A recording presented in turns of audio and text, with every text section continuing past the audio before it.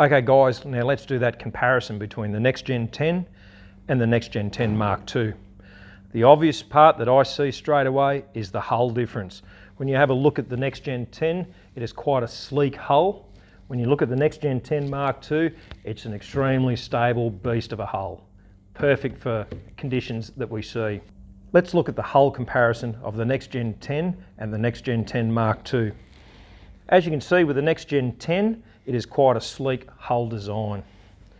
Rolling it completely over, we see a very flat base to the hull. As you can see with the Nextgen 10 Mark II, we have a nice broad chunky hull.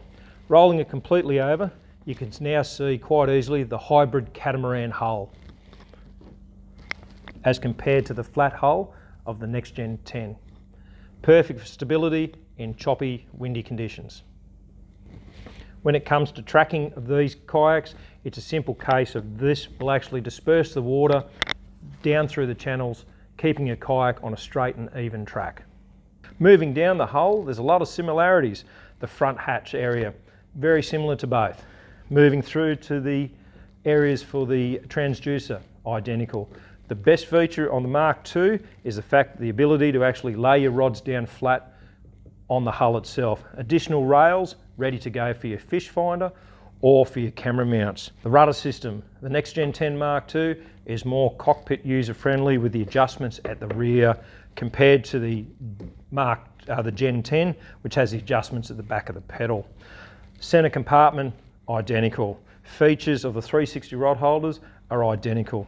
When it comes to the footwells, the Nextgen 10 has angled footwells that allow you to rest your feet firmly against it, where the Nextgen 10 Mark II is purpose-built for that stand-up ability when it comes to the grip pads. Already pre-drilled for the Yak Attack command post, allowing you freedom of standing while fishing. The side rails are near identical. Moving down to the seat compartment, we have the Nextgen 10 Mark II, has a low and a high setting. The Nextgen 10 doesn't have that ability. More storage with the Mark II as compared to the Nextgen 10.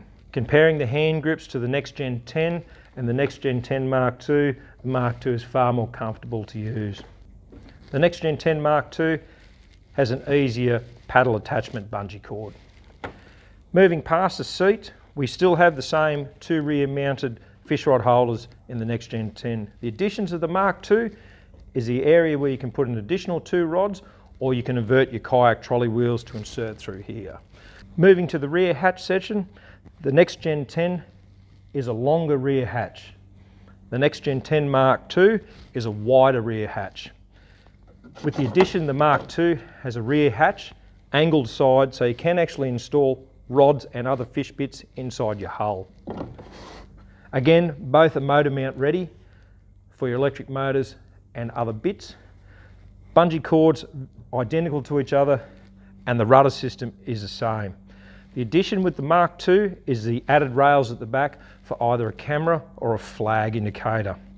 The big bonus that I see with the Mark II is the grip points.